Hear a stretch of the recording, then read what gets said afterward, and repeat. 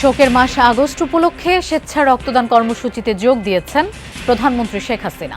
আলোচনা সভা ও দোয়া মাহফিলের আয়োজন।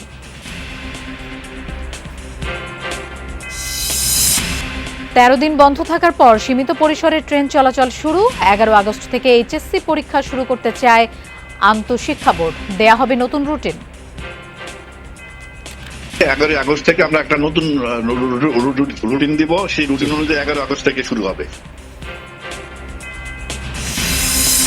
মিসাইল হামলায় নিহত হামাস প্রধান ইসমাইল হানিয়ার প্রথম জানাজা হল তেহরানে। বিভিন্ন দেশে বিক্ষোভ, শোক র্যালি, প্রতিশোধের হুঙ্কার।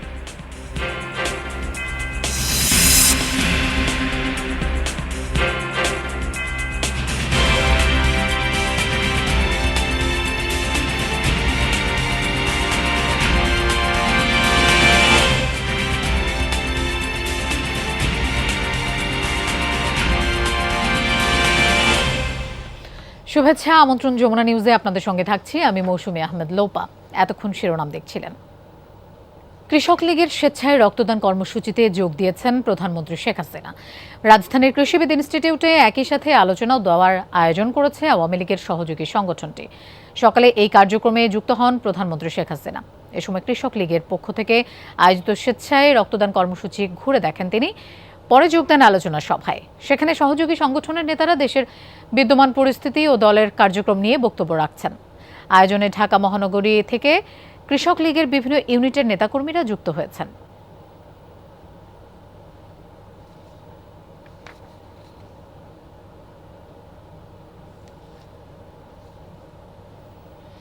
বাঙালির জীবনে অভিশপ্ত মাস শোকাবহ আগস্ট।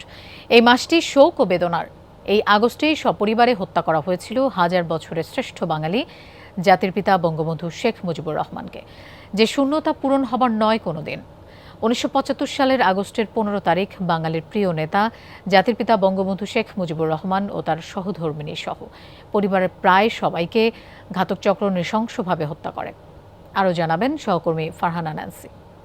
এবারের সংগ্রাম আমার মুক্তির সংগ্রাম, এবারের সংগ্রাম স্বাধীনতার সংগ্রাম। ইতিহাসের মহানায়ক 7 কোটি মানুষকে দাবায় রাখতে পারবো না। স্বাধীন বাংলাদেশের স্বপ্নদ্রষ্টা, সর্বকালের সর্বশ্রেষ্ঠ বাঙালি বলা হয় তাকে।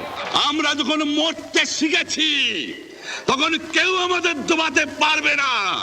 বাঙালির স্বাধীনতা ও মুক্তির প্রতীক জাতির জনক বঙ্গবন্ধু শেখ মুজিবুর রহমান। তোমাদের যা কিছু আছে তাই নিয়ে প্রস্তুত থাকো। বিশ্ব জনতা তাকে চেনে এক নির্ভীক বীরের নামে।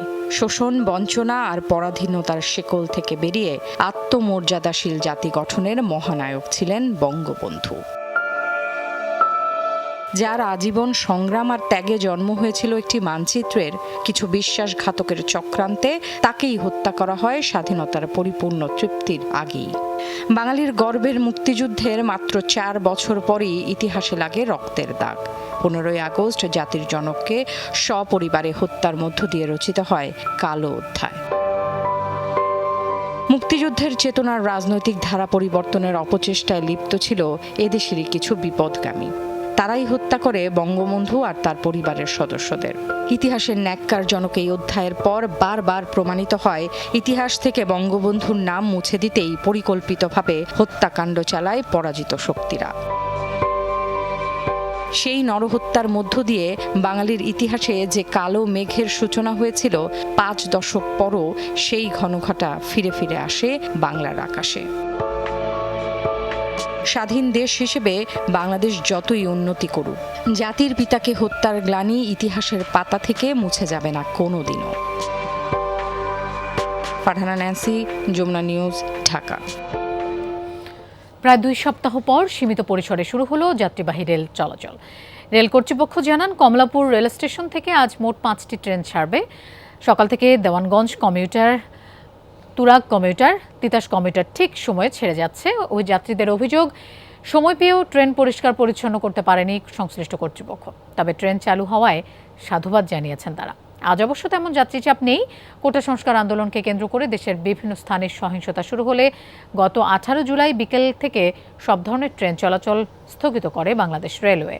মঙ্গলবার রেলমন্ত্রী জিল্লুল হাকিম জানান, কারফিউ শিথিলের সময় স্বল্প দূরত্বের রুটে কিছু লোকাল মেইল ও কমিউটার ট্রেন চলবে, তবে আন্তনগর ট্রেন চলাচলের বিষয়ে কোনো সিদ্ধান্ত হয়নি বলে জানান তিনি। আমরা চলাচল করি, আমরা তো চাই যে নিরাপদে, সুষ্ঠু এবং সুন্দরভাবে যাতে গন্তব্যে পৌঁছতে পারি, ঠিকমতো অফিস করতে পারি, সেটাই আমাদের কামনা। আজ 18 দিন আমি ট্রেনের জন্য যাইতে পারি নাই। কেউ ঘর তো বাইরে তিরিনি, আমরা এই অনেক বাইরেতে বললাম এই যে খুলছে। 10 আগস্ট পর্যন্ত স্থগিত থাকবে এইচএসসি পরীক্ষা। এরপর 11 তারিখ থেকে নতুন রুটিনে পরীক্ষা নিতে চায় আন্তঃশিক্ষা বোর্ড। বাংলাদেশ আন্তঃশিক্ষা বোর্ড সমন্বয় কমিটি এ বিষয়ে একটি বিজ্ঞপ্তি প্রকাশ করেছে আজ। বিজ্ঞপ্তিতে আন্তঃশিক্ষা বোর্ড সমন্বয় কমিটির সভাপতি এবং ঢাকা শিক্ষা বোর্ডের চেয়ারম্যান অধ্যাপক তপন কুমার সরকার সই করেছেন। ওই বিজ্ঞপ্তি অনুসারে 4 আগস্ট থেকে সব শিক্ষা বোর্ডের পরীক্ষা পুনরায় শুরুর কথা থাকলেও উদ্ভূত পরিস্থিতিতে সেগুলো স্থগিত করা হয়। জানানো হয়, পরীক্ষার্থীদের নিরাপত্তার কথা চিন্তা করেই এই সিদ্ধান্ত। 11 তারিখ থেকে নতুন রুটিন অনুসারে শুরু হবে পরীক্ষা, যা পরবর্তী বিজ্ঞপ্তির মাধ্যমে জানিয়ে দেওয়া হবে। এই বিষয়ে প্রয়োজনীয় ব্যবস্থা গ্রহণের জন্য সংশ্লিষ্ট শিক্ষা বোর্ড এবং কর্মকর্তাদের নির্দেশনা দেওয়া হয়েছে। কোটা আন্দোলনের সৃষ্ট সংকটের কারণে এখন পর্যন্ত এইচএসসির 8টি বিষয়ের পরীক্ষার তারিখ স্থগিত করা হয়েছে। অবশ্য আগস্টের মধ্যে পরীক্ষা শেষ করে অক্টোবর নাগাদ ফল প্রকাশের চেষ্টা করা হচ্ছে, এমনটা জানান শিক্ষা বোর্ডগুলোর সমন্বয়ক। এর আগে সব পরীক্ষা স্থগিত করা হয়েছে। 11 আগস্ট থেকে আমরা একটা নতুন রুটিন দিব, সেই রুটিন অনুযায়ী 11 আগস্ট থেকে শুরু হবে। আজ হচ্ছে না আন্দোলনকারীদের উপর সরাসরি গুলি না চালানোর নির্দেশনা এবং কোটা বিরোধী আন্দোলনের 6 সমন্বয়ককে ডিবি হেফাজত থেকে মুক্তির নির্দেশনা চেয়ে রিটের শুনানি। বেঞ্চের কনিষ্ঠ বিচারপতি এস.এম. মাসুদ হোসেন দোলন ছুটিতে থাকায় আজ ডিভিশন বেঞ্চ বসবেন না। ফলে ঝুলেই রইল আলোচিত এই রিটের শুনানি ও আদেশ। সকালে সুপ্রিম কোর্টের ওয়েবসাইটে দেখা গেছে, বিচারপতি মোস্তফা জামান ইসলামের একক বেঞ্চ বিচার কাজ পরিচালনা করবেন। বুধবারও বেঞ্চের জুনিয়র বিচারপতি অসুস্থতার কারণে ছুটি নিয়েছিলেন। কোটা সংস্কার আন্দোলনে সরাসরি গুলি না করা নিয়ে 2 দিন ধরে চলে দীর্ঘ শুনানি। যুক্তি, পাল্টা যুক্তি, বাকবিতণ্ডা আর হট্টগোলে উত্তেজনা ছড়িয়েছিল এজলাসে। তাই আদেশ নিয়ে রয়েছে সবার আগ্রহ। এদিকে আন্দোলনের সময় গুলিতে 16 শিশুর মৃত্যুর ঘটনায় বিচার বিভাগীয় তদন্ত চেয়ে রিট হয়েছে হাইকোর্টে। প্রত্যেক পরিবারকে 1 কোটি টাকা ক্ষতিপূরণ দেওয়ার কথা বলা হয় রিটে। সামাজিক যোগাযোগ মাধ্যম নিয়ে উদ্বেগ প্রকাশ করে প্রধান বিচারপতি ওবায়দুল হাসান বলেছেন, সোশ্যাল মিডিয়া এখন বিপদের কারবার হয়ে দাঁড়িয়েছে। সোশ্যাল মিডিয়া নিয়ে কিছু বললে আবার রাইটস টু ফ্রিডম নিয়ে প্রশ্ন ওঠে। সকালে বিএনপির 7 শীর্ষ আইনজীবীর আদালত অবমাননার মামলার শুনানিকালে এই মন্তব্য করেন তিনি। আদালতে বিএনপির নেতাদের পক্ষে শুনানি করেন অ্যাডভোকেট জয়নুল আবেদিন ও ব্যারিস্টার মাহবুব উদ্দিন খোকন। পরে আদালত আপিল বিভাগের 2 বিচারপতির বিরুদ্ধে সংবাদ সম্মেলন ও মিছিল সমাবেশ করার ঘটনায় আদালত অবমাননার মামলায় বিএনপির 7 শীর্ষ আইনজীবীর বিষয়ে আদেশের দিন পিছিয়ে 2 সপ্তাহ পর নির্ধারণ করেন। এর আগে 25 জুলাই আপিল বিভাগের 2 বিচারপতির বিরুদ্ধে সংবাদ সম্মেলন ও মিছিল সমাবেশ করার ঘটনায় আদালত অবমাননার মামলায় বিএনপির 7 শীর্ষ আইনজীবীর বিষয়ে আদেশের দিন পিছিয়ে 1 আগস্ট ধার্য করেন আপিল বিভাগ। গত 12 জুন আদালত অবমাননার এই মামলায় বিএনপির আইনজীবী নেতাদের ব্যক্তিগত হাজিরা থেকে অব্যাহতি দেন আপিল বিভাগ। টানা বৃষ্টি আর পাহাড়ি ঢলে প্লাবিত কক্সবাজারের নিম্নাঞ্চল। 9 উপজেলার লক্ষাধিক মানুষ পানিবন্দী রয়েছে। ঢলে প্লাবিত জেলার নিম্নাঞ্চল। বেড়িবাঁধ ভেঙে ঢুকছে পানি। টেকনাফ, উখিয়া, রামু, চকরিয়া, পেকুয়া, মহেশখালী, কুতুবদিয়ার বেশিরভাগ গ্রাম তলিয়ে গেছে। 9 উপজেলার লক্ষাধিক মানুষ জলমগ্ন। ঘরবাড়ি ডুবে যাওয়ায় অনেকে আশ্রয়কেন্দ্রে ঠাঁই নিয়েছেন। 1 মাসের মধ্যে 2 দফা বন্যায় চরম ক্ষতির মুখে এই অঞ্চলের মানুষ। মধ্যরাত থেকে ভারী বৃষ্টি হচ্ছে চট্টগ্রামে। জলাবদ্ধতা দেখা দিয়েছে বহদ্দারহাট, মুরাদপুর, পাতালগঞ্জ, 2 নম্বর গেট, হালিশহর, সিডিএ ও আগ্রাবাদ এলাকায়। বাসাবাড়ি ও দোকানপাটে ঢুকেছে পানি। সড়কে পানি থাকায় ব্যাহত হচ্ছে যান চলাচল। ভোগান্তিতে অফিসগামী মানুষ। ইরানের রাজধানীতে মিসাইল হামলায় নিহত হামাসের রাজনৈতিক শাখার প্রধান ইসমাইল হানিয়ার প্রথম জানাজা অনুষ্ঠিত হলো। জানাজা পড়ান দেশটির সর্বোচ্চ নেতা আয়াতুল্লাহ আলী খামেনি। এ সময় বক্তব্য রাখেন পার্লামেন্ট স্পিকার মোহাম্মদ বাঘের কালিবাফ। হানিয়া হত্যাকাণ্ডের কঠোর প্রতিশোধ নেয়ার হুঁশিয়ারি দেন তিনি। হামাস প্রধানের মৃত্যুতে দেশটিতে চলছে 3 দিনের শোক। ফিলিস্তিনি স্বাধীনতাকামী নেতার মৃত্যুতে ইরান জুড়ে চলছে শোকের মাতম। শহরে শহরে অনুষ্ঠিত হচ্ছে শোক র্যালি। শুক্রবার কাতারের লুসাইলে দাফন করা হবে ইসমাইল হানিয়ার মরদেহ। এর আগে দোহাতেও অনুষ্ঠিত হবে আরেক দফা জানাজা। হামাস নেতা ইসমাইল হানিয়ার মৃত্যুতে বিক্ষোভের ঝড় উঠেছে দেশে দেশে। লেবানন, তুরস্ক, তিউনিসিয়া, পাকিস্তান সহ অনেক দেশে আয়োজন করা হয় শোক র্যালি, প্রতিবাদ সমাবেশ। বুধবার লেবাননের রাজধানী বৈরুতের প্রধান সড়কে জড়ো হয় হাজার হাজার মানুষ। হানিয়ার হত্যাকাণ্ডের তীব্র প্রতিবাদ জানান তারা। ব্যাপক বিক্ষোভ হয়েছে তুরস্কেও। ইস্তাম্বুলে সড়ক অবরোধ করে মিছিল করে হাজারো মানুষ। এ সময় তাদের হাতে ফিলিস্তিনের পতাকা এবং হানিয়ার ছবি সহ ইসরায়েল বিরোধী বিভিন্ন ব্যানার দেখা যায়। নেতানিয়াহু প্রশাসনকে খুনি সরকার বলে আখ্যা দেন তারা। ইসমাইল হানিয়ার মৃত্যুতে ক্ষোভে ফুঁসছেন তিউনিসিয়ার জনগণ। হানিয়াকে পরিকল্পিতভাবে হত্যা করেছে ইসরায়েল, এমন দাবি তাদের। হামাস নেতার মৃত্যুতে গায়বানা জানাজা অনুষ্ঠিত হয়েছে পাকিস্তানে। করাচি, পেশোয়ার ও রাওয়ালপিন্ডিতে শোক মিছিলে অংশ নেন শত শত পাকিস্তানি। দর্শক, কৃষিবিদ ইনস্টিটিউটে কৃষক লীগের স্বেচ্ছা রক্তদান কর্মসূচি ও আলোচনা সভায় যোগ দিয়ে বক্তব্য রাখছেন প্রধানমন্ত্রী শেখ হাসিনা। আমরা সরাসরি চলে যাচ্ছি সেখানে। আয় বৃদ্ধি পেয়েছে, মানুষ একটা সুন্দর উন্নত জীবনের স্বপ্ন দেখতে শুরু করেছে। আধুনিক প্রযুক্তি জ্ঞান সম্পন্ন একটা সমাজ ব্যবস্থা গড়ে তোলা, ডিজিটাল বাংলাদেশ গড়ে তুলব ঘোষণা দিয়েছিলাম, সেটাও আমরা বাস্তবায়ন করেছি। আধুনিক প্রযুক্তি ব্যবহারে আমাদের যুব সমাজ, আমাদের ছাত্রী তারা কিন্তু সেই সুযোগ পেয়েছিল। আজকে যারা বাংলাদেশে হয়তো 20 বছরও বয়স, তারা তো কল্পনাও করতে পারে না যে মাত্র 2008-এর বা 2007-08-এর বাংলাদেশ কেমন বাংলাদেশ ছিল, বা 96 সালের আগে কেউ একটা কম্পিউটার ব্যবহার বা একটা ইন্টারনেট ব্যবহারও জানতো না। এটা কিন্তু এরা জানে না, নতুন প্রজন্ম।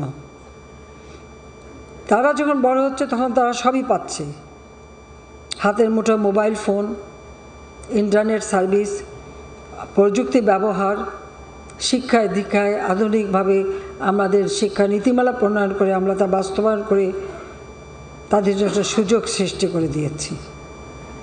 তো সেই সুযোগে তারা জাতীয় আন্তর্জাতিকভাবে যাতে পড়াশোনা করতে পারে, উচ্চ শিক্ষার ক্ষেত্রেও আমরা তাদেরকে সেই প্রাইমারি থেকে প্রি প্রাইমারি থেকে উচ্চ শিক্ষা পর্যন্ত আমরা বৃত্তি উপবৃত্তি দিয়ে তাদেরকে সহযোগিতা করে যাচ্ছি, যে একটা শিক্ষিত জাতি গড়ে উঠবে এবং যে জাতি হবে অসাম্প্রদায়িক চেতনার উন্নত জাতি। আমরা যখন সেইভাবে কাজ করে যাচ্ছি, পাশাপাশি আমরা কি দেখলাম, ওই পাকিস্তানের প্রেতাত্মা ওগুলি এখনও ছাড়েনি। সেখানে ধর্মান্ধতা এবং এই কুপমণ্ডকতা দিয়ে একটা শ্রেণী কিন্তু ধীরে ধীরে সকলের অজান্তেই গড়ে উঠেছে, যারা ওই যুদ্ধ অপরাধীদের দোসর ছিল। এদেশে গণহত্যা, লুটপাট, নারী ধর্ষণ, অগ্নিসংযোগ, এই সমস্ত কাজের সঙ্গে যারা জড়িত তাদেরই দোসর হিসেবে নিজেদেরকে গড়ে তুলেছে। আর সেই আঘাতটা আপনারা দেখলেন এই মাত্র কিছুদিন আগে কোটা আন্দোলনের নামে যখন সব রাস্তায় বেরিয়ে এলো, আমরা তাদের বললাম, কোটা আন্দোলন হয়েছিল 2018-তে, আমরা এটা মেনে নিয়ে বাতিল করে দিয়েছিলাম কোটা পদ্ধতি। কিন্তু হ্যাঁ, মুক্তিযোদ্ধার সন্তানরা মামলা করলো, সেখানে আবার আমার করা যে প্রজ্ঞাপনটা বাতিল করে দিল হাইকোর্ট, আবার কোটা ফিরে আসলো। সাথে সাথে সরকারের পক্ষ থেকে অ্যাপিলেট ডিভিশনে আপিল করা হলো। আপিল করা হলে পরে হাইকোর্টের রায়টাকে সাসপেন্ড করে দেওয়া হলো। কাজে আবার সেখানে কোটা পদ্ধতি বাতিল হয়ে গেল এবং পূর্ণাঙ্গ শুনানির তারিখও দেওয়া হলো। 5 জুন এই রায় হয়েছিল। পুরা জুন মাস চলে গেল। জুলাই মাসের 7 তারিখ থেকে হঠাৎ দেখি আবার কোটার জন্য আন্দোলন। যখন কোটা পদ্ধতি নাই, তখন কিন্তু কোটা পদ্ধতি নাই, কিন্তু তখনই আন্দোলন। আর আন্দোলন না, সেখানে দেখা গেল ঝাঁকে ঝাঁকে সব জড়ো হয়ে যাচ্ছে, শিক্ষক থেকে শুরু করে গার্জিয়ান থেকে শুরু করে সবাই, অনেক শিশুদের নিয়েও হাজির হচ্ছে। আমার খুব সন্দেহ হলো যে এটার পিছনে অন্য কিছু আছে। আমি সেটা বেরোচ্ছিলাম, তাহলে এই ছেলে মেয়েদের ভবিষ্যৎ কী হবে? যে কোনো দুর্ঘটনা ঘটতে পারে। আপনি তাদের সাথে আলোচনা করা, এমনকি তারা মন্ত্রীদের সাথে কথা বলছে সেই ব্যবস্থাও করা, সবই করা হয়েছিল, কিন্তু তারা কোনোতে কিছুই মানবে না। হাইকোর্টের যে তারিখ, সে তারিখটা এগিয়ে নিয়ে আসা হলো, এগিয়ে নিয়ে এসে অ্যাপিলেট ডিভিশন চেম্বার জাজ থেকে রায় দেওয়া হলো। ঠিক যা চেয়েছিল তার থেকে বেশি দেওয়া হলো। তাদের এক দফা দাবি ছিল কোটা সংস্কার, সেই যে দাবি করেছে সেই দাবি সংস্কার করে দেওয়া হলো, কিন্তু সেই সংস্কার করে দেওয়ার পরেও তাদের আন্দোলন থামে না, দাবি থামে না। ঠিক এর পিছনে কি ছিল সেটা আমরা দেখলাম, যে ঠিক একে একে যেগুলি মানুষের জীবন নেওয়া এবং কোটা আন্দোলন করছে এক জায়গায়, কিন্তু চারিদিক থেকে ঢাকার সেখানে সেই জঙ্গি ঝুঁকে একদিকে হত্যাকাণ্ড চালানো, অপরদিকে যে সমস্ত প্রতিষ্ঠানগুলি মানুষের সেবা দেয়, যেমন দুর্যোগ মোকাবেলায় বিশ্বে আমরা সব থেকে অগ্রগামী ছিলাম। আমাদের সামনে ঘূর্ণিঝড়, জলোচ্ছ্বাস যে কোনো সময় আসতে পারে, কিন্তু আমাদের ডিজিটাল পদ্ধতিতে এত চমৎকার সিস্টেম আমরা তৈরি করেছিলাম যে কোনো মুহূর্তে বাংলাদেশের যে কোনো জায়গার এই ঝড়, জলোচ্ছ্বাস, বন্যা সমস্ত খবর আমরা পেতে পারবো, তাৎক্ষণিকভাবে তাদের সহযোগিতা করতে পারবো। এটা তো মানুষকে বাঁচানোর জন্য, মানুষের সেবা দেওয়ার জন্য। সেখানে অগ্নিসংযোগ। বাংলাদেশ টেলিভিশন মানুষের একটা সাংস্কৃতিক চর্চার জায়গা, সেখানে অগ্নিসংযোগ। আমাদের সেতু সারা বাংলাদেশটাকে আমরা একটা নেটওয়ার্কে তৈরি করে দিয়েছি, এবং পদ্মা সেতু আমরা নিজস্ব অর্থায়নে করেছি। সেই সেতু ভবনে অগ্নিসংযোগ, এমনকি আমাদের ডিজিটাল সিস্টেম যেটা আমরা করেছি, ডাটা সেন্টার, বিটিআরসি ভবন, যেখান থেকে পুরো ডিজিটাল সিস্টেমটা সারা বাংলাদেশে পরিচালনা করা হয়, স্যাটেলাইট থেকে যেখানে সমস্ত কিছু নিয়ন্ত্রণ করা হয়, সেটাকে আগুন দেওয়া হলো। এমনকি সাবমেরিন কেবল, এটা মাটির নিচ দিয়ে ছিল রাস্তা করার জন্য, সেটা কিছু দিনের জন্য উপরে রাখা হয়েছিল, সেটাকে নষ্ট করা হলো। পাশাপাশি আরও কত বলবো, একের পর এক ধ্বংস, আগুন দিয়ে পোড়ানো। এবং আমাদের স্বাস্থ্য, কোভিড-19 মোকাবেলা করে সারা বিশ্বে আমরা একটা দৃষ্টান্ত স্থাপন করেছি। তার জন্য যে হসপিটালটা তৈরি করেছিলাম, সেই কোভিড-19 হসপিটাল, সেখানে আগুন। সেই সাথে আমাদের স্বাস্থ্য অধিদপ্তরের বিভিন্ন জায়গায়, অর্থাৎ মানুষের সেবা দেওয়ার প্রতিটি জায়গার উপরে একটা আঘাত হানা। তার সাথে আসলো মেট্রো রেল, অত্যন্ত আধুনিক মেট্রো রেল, দুইটা স্টেশন পুড়িয়ে দিল। একটা মিরপুর স্টেশন থেকে প্রতিদিন 1 লক্ষ মানুষ যাতায়াত করত। গোটা এই মেট্রো রেলে প্রতিদিন 2.5 থেকে 3 লক্ষ মানুষ নির্বিঘ্নে তার কর্মস্থানে যেতে পারত, ফিরে আসতে পারত, কর্মঘণ্টা বাঁচত, নিরাপদে যাতায়াত করতে পারবো, বিশেষ করে মেয়েরা যাতায়াত করতে পারবো। সেখানে আঘাত করা। এক্সপ্রেসওয়ে 2010 থেকে প্ল্যান করে সেটা কেবল তৈরি করা শুরু করেছি, শেষ করেছি। মানুষ খুব অল্প সময়ের মধ্যে তা যাতায়াত করতে পারে। প্রবাসী যারা আসতো বা আমাদের কর্মজীবী, তারা অতি অল্প সময়ের মধ্যে এয়ারপোর্টে চলে যেতে পারতো, আবার ফিরে আসতে পারতো। সেটা টোল প্লাজা ভেঙে নষ্ট করে দেওয়া হলো যাতে চলতে না পারে, যেখানে আমরা চেয়েছিলাম এটাকে আরও মডার্ন করে দিতে। ডিজিটাল সিস্টেম, গাড়ির সাথে ডিভাইস লাগানো থাকবে, দাঁড়িয়ে থেকে টোল দিতে হবে না, গাড়ি পাস হয়ে গেলেই টোল পেয়ে যাবে। কিন্তু এখন সেই পুরো টোল সিস্টেমটাই আগুনে পড়া। হানি ফ্লাইওভার, যেখানে নারায়ণগঞ্জ বা কুমিল্লা বা ওই অঞ্চলে যেতে গেলে ঘন্টার পর ঘন্টা ট্রাফিক জ্যামে আটকা থাকতে হতো, সেটারও টোল প্লাজা পোড়ানো, সেটারও ধ্বংস। অর্থাৎ আপনারা একটা জিনিস লক্ষ্য করেন যে ঠিক মানুষের সেবা দেওয়ার জন্য যে কাজগুলি, সেই জায়গাগুলিতেই কিন্তু আঘাতটা হানা হয়েছে। এটাই হচ্ছে সবথেকে দুর্ভাগ্যের বিষয়, কারণ আমাদের প্রতিটি জায়গা মানে সড়ক সেতু থেকে শুরু সব কিছু আগুন দিয়ে পোড়ানো, এবং এই আগুন দিয়ে যে পোড়ানো সমস্ত গাড়ি, সিটি কর্পোরেশনের ময়লা ফেলার যে গাড়িগুলি অত্যন্ত আধুনিক গাড়ি, যেখানে কয়েক টন ময়লা একসাথে এটাকে একেবারে কম্পোজ করে মানে পুরা কম্প্রেসারের মাধ্যমে আমরা চেপে অল্প করে সেগুলি বর্জ্য ব্যবস্থাপনা ওই গাড়ির ভিতরে সেটা করে ফেলা যেত, সেগুলি পুড়িয়ে দেওয়া হলো। Water treatment plant Bangla Dhaka শহরে ওয়াটার ট্রিটমেন্ট প্ল্যান্ট আগে ছিলই না। সায়দাবাদ 1 প্রথম আমি 96 সালে সরকার এসে করি, এরপর সায়দাবাদ 2, সায়দাবাদ 3 এবং অন্যান্য ওয়াটার ট্রিটমেন্ট প্ল্যান্ট। সেই একটা ওয়াটার ট্রিটমেন্ট প্ল্যান্ট, সেখানে আগুন, সোয়ারেজ সিস্টেম, বর্জ্য ব্যবস্থাপনা, পয়ঃপ্রণালী, সে ওয়াটার ট্রিটমেন্ট প্ল্যান্ট, সেখানে যেও আগুন। মনে হলো যে জনগণ একটু আরামে থাকবে, জনগণ একটু ভালো থাকবে, জনগণ একটু সুস্থভাবে চলবে, জনগণের মানে সব কিছুতে এটা সুপেয় পানি, পয় নিষ্কাশন থেকে শুরু করে প্রতিটি জায়গায় আগুন দিয়ে পোড়ানো। এটা কোন ধরনের আন্দোলন? আর সেই সাথে আজকে কত মানুষের জীবন গেছে, চারিদিক থেকে অস্ত্রধারী, কোথাও এমন ঢাকা বিশ্ববিদ্যালয়ের 300 কামরা, সেখানে এখন ভিডিও ফুটেজও পাওয়া গেছে, সেই হাতে অস্ত্রসহ, কারো হাতে তরবারি, কারো হাতে লাঠি, কারো হাতে শাবল নিয়ে সমস্ত পুরো তছনছ করে দেওয়া হয়েছে, এবং সমস্ত